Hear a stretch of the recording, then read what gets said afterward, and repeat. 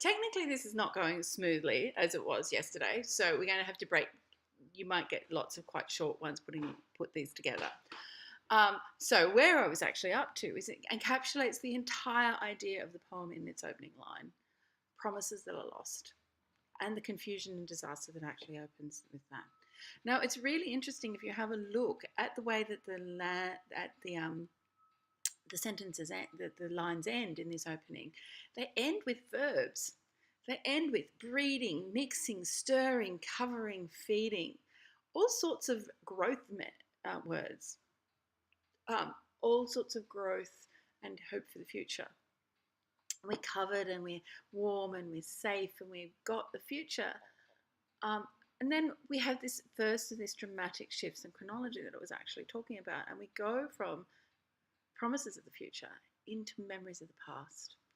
Memories of the past are about what it was actually like before the war, what it was a beautiful vignette of culture and society from the period of before. So summer surprised us coming over the Starnbergersee. So we're ensconced within a particular place and time. So we're within Germany, with the Roman Empire. We're within that warm, fruitful European culture that's developing at this time. With a summer, with a shower of rain. Again, we stopped in the colonnade and went on in the sunlight into the Hofgarten and drank coffee and talked for an hour. How sweet is that memory? You know, this is a relationship that's developing between people. You have this little tiny glimpse of the past layered on top of hopes for the future. And hopes for the future that it doesn't take very long before we get to the next stanza, and all of that past and hopeful present hopes end up in something that's actually disaster. And so we have this, and then we have this line of, again, fragmentation of language and culture is really important to Eliot. And so we have this fragmented line of German. I'm not Russian. I'm Lithuanian. I'm Dutch. I'm German. And when we were children, and then so we have this assertion of identity of European identity, and then going back again into the memory of Marie's memories of the past. And when we were children, staying at the Archduke's, and my cousin, he took me out on the sled, and I was frightened. Marie, hold on tight, and down we went in the mountains, and there you feel free. Sense of freedom and innocence, and there's children playing. And then you have the shift from the past to the present. I read much of the night and go south in the winter. So she's moved away from her memory. And there's memories of this innocence and freedom into some sort of, she can't sleep. She can't sleep. And the winter, which exemplified freedom and joy, now she escapes from that, or attempts to escape from that. But you can't escape from a psychic winter, from a psychological winter. So you have a whole heap of the ideas that you're going to see replicated in the Wasteland, really ensconced in this opening stanza. Technically, we see that. And there's some beautiful lines like breeding lilacs out of the dead land, and there you feel free. And what does this actually lead us to?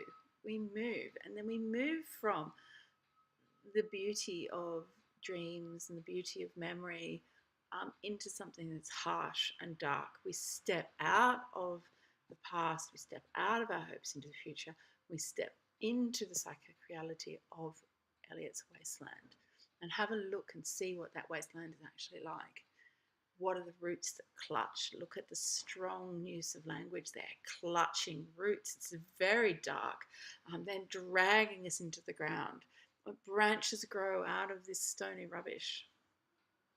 So we've gone from potentiality and growth into clutching death and desolation. Tortured branches almost growing out of rubbish. Son of Man. Now this is an explicit reference in the use of this language to Christian iconography, where you have um, the Son, Jesus Christ is called the Son of Man. It's the Son of God and the Son of Man. So you have this here.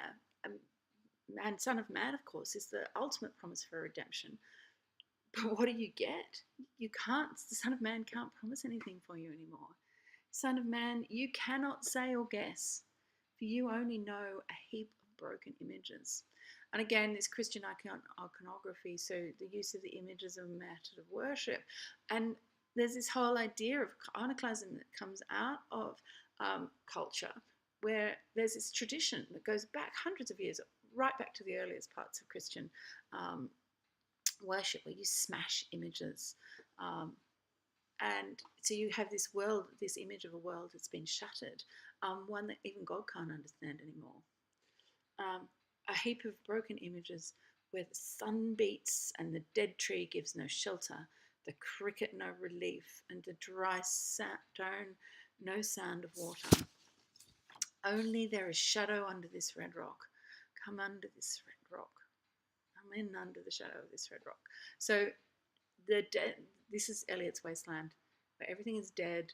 There's no water and therefore no life. We talked about a lot about the use of water as symbolically important in European cultures, representation of life and birth and renewal. And its literal anchoring in the fact that without water there is no life. So we've moved from spring and potential and new growth into the reality of psychic and literal physical desolation, into the desert. That is what Eliot's Wasteland is. It is empty, it is barren, it is desolate, and it is dry. Is there any answer there? Are we looking for something? But there's still a sense of mystery that's associated with the wasteland that's actually set up by there. Because I will show you something. Can we learn something in there? Your shadow at morning striding behind you, or I will show you something different from either your shadow at morning striding behind you, or a shadow at evening rising before you. Now, we've talked about symbolism of the day as reflective of life. And here, so you have the past, the present, and the future, all neatly encapsulated in this symbol. But I'm going to show you something else. I'll show you something more. I am going to show you fear in a handful of dust. What is that dust? Is it the dust of the wasteland? Is it our sense of our own mortality? We don't know what it is. What that handful of dust actually means is something that we all have to come to terms with, the great unknown in some ways. And then we shift again back into fresh with the wind. So we back into German, into a reference from Tristan and Isolde, a great early classic of European culture about lost love. Where are you, my Irish child? I seek for you. Where does the wind blow? And then we move from this tradition of lost love into actual present memory. Is this Marie? Who are we actually talking to? Into a literal burial of the dead, the ghosts of the part of the dead trying to talk to people who are alive.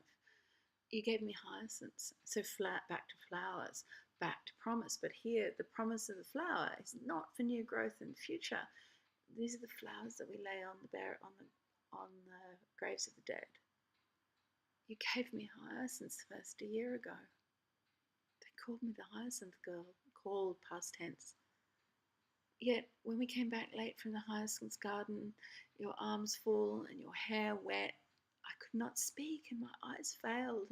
I was neither living nor dead, and I knew nothing. Looking into the heart of light, into the silence. So there we are, and back fragment. Ud and andere das Meer.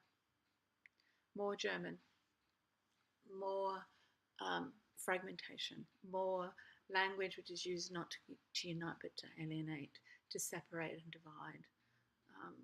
And as the ideas of the past and the present are actually providing us a barrier and separation. And then we have a complete shift. We have a complete shift from the past. We have a complete shift away from the wasteland into the reality of life in London, the life in London that T.S. Eliot himself is actually writing, into the present and back into prophecy. Back into prophecy failed again. But this is Madame Sosostris, famous clairvoyant, had a bad cold, never left, is known to be the wisest woman in Europe with a wicked pack of cards. Now, Madame Sosostris, the clairvoyant who uses the cards to tell the future, she's the wisest woman in Europe. The cards that we're about to see are not actually cards in the tarot. They're not real cards. You can't tell the future with them. Now, is she a famous clairvoyant? Can she tell the future?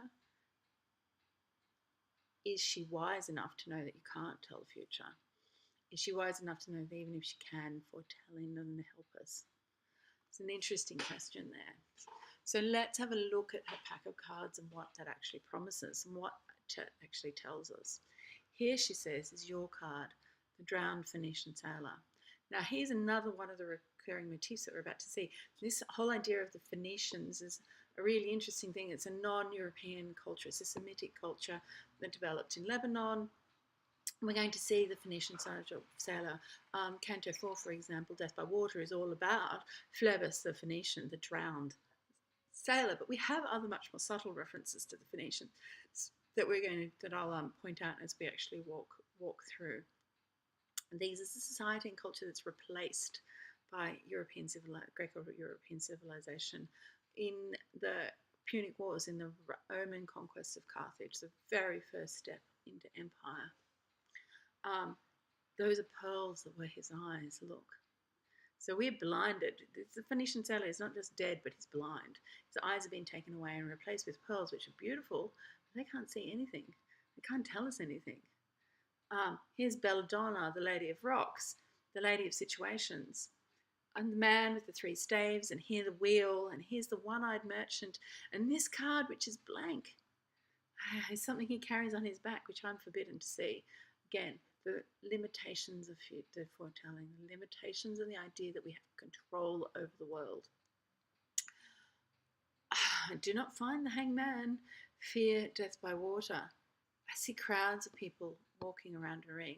So here she's actually trying to tell the future, or pretending to tell the future, or telling the future for people that actually want the future told, but can't ever actually have that because it's something we cannot control. It's something we cannot know.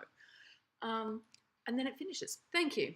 If you see dear Mrs. Equitone putting this into the place, tell her to I'll bring her horoscope myself. One must be so careful these days. These are days that are worthy of care. Now, it's really interesting because directly in the post-war period, there's this huge explosion and expansion of what we would consider New Age belief now. People actually trying to talk to the dead.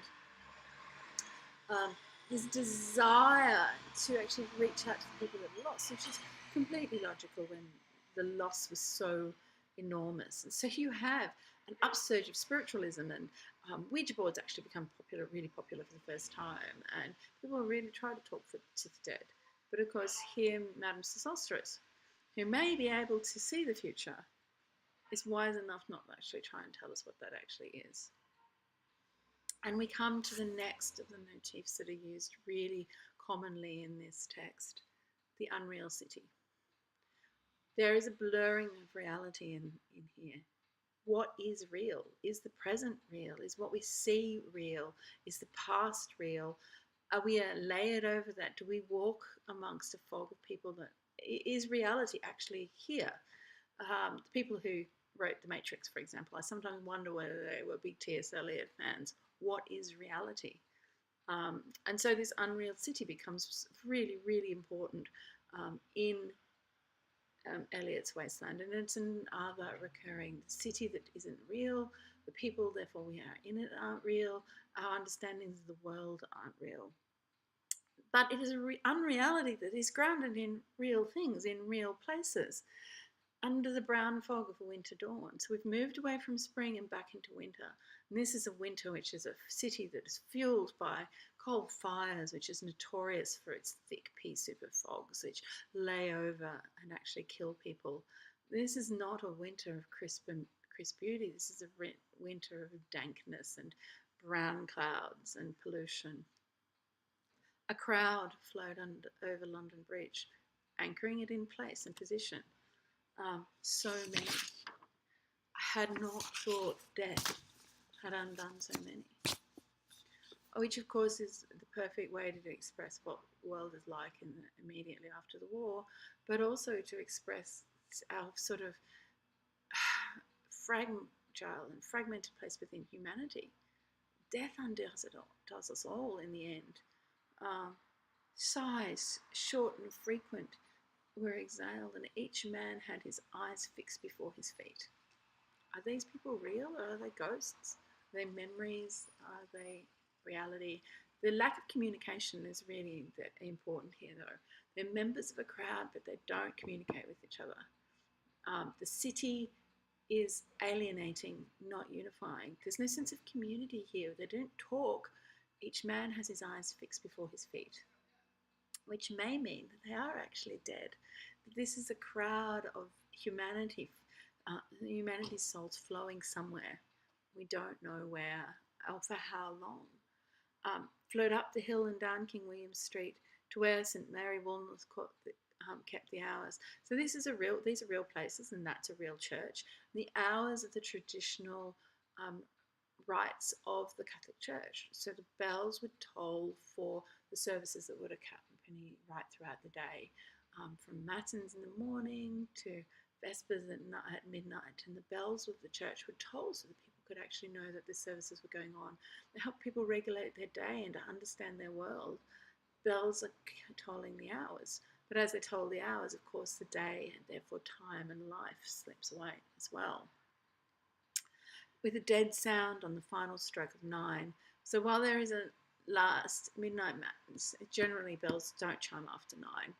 You know, people want to go sleep, babies and all that sort of stuff, getting up for work in the morning.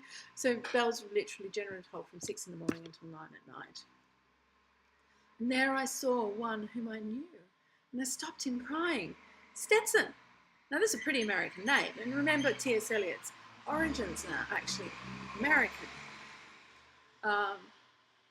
And then you who were with me in the ships at Mylae. Now Mylae is an ancient battle. It's the very first time that the Romans kicked the asses of the Carthaginians. And the Carthaginians are a Phoenician, there we go again, Phoenician society. It's actually one of those critical moments in time, really. The Battle of Mylae. It's the first step to the creation of the Roman Empire. It's the first step to the creation of modern Europe. You were with me at Mylae. So you have this fragmentation of time laid over on top of each other here. Stetson, who was American, at a battle 2,500 years, over 2,000 years ago. How you can see how time is blurred, how you can't understand where anybody says. That corpse you planted last year in your garden, has it begun to sprout? Will it bloom this year? Or has the sudden frost disturbed its bed? Back, this lovely circular reference back to where we started with the growth and the planting and the spring. But we're not planting flowers. We're not breeding lilacs. We're burying bodies. We're here in the dead. Oh, keep the dog far hence. Now, the dog is another classical allusion to Cerberus, the dog that guards the gates to Hades and to hell and the afterlife. That's friends to men. And back again to the Sibyl right at the beginning, that death actually sometimes is a blessed release from the weariness and the pain and the trauma of life. Keep death away, but death can be our friend. There's this sort of collision of ideas here, this sense of chaos, this sense of not understanding a place in the world. We long for death, but we desperately don't want it to happen at the same time. Or with his nails, he'll dig up the body. And what actually is that? And then we have this very cryptic way to end, and this is French. We've been in German and we've been in Latin, the fragmentation of language. And here we have, you hypocrite lector, you image in the mirror, um, you hypocrite. It's about actually looking at ourselves in the mirror. We're seeing ourselves within this greater society. We look at it, I see my image in a mirror which I'm looking at, and it's a hypocrite. They're literally hypocrite. The word in French, and this is exactly the same as it is in English, my brother. And this is where Burial of the Dead ends. Where are we? We look at the dead, we look at the world. What we look at are people like ourselves. And we're all hypocrites in the way that we actually see things, in the way that we pretend that we are separated from everybody else, that we have control over anything. And so the Burial of the Dead finished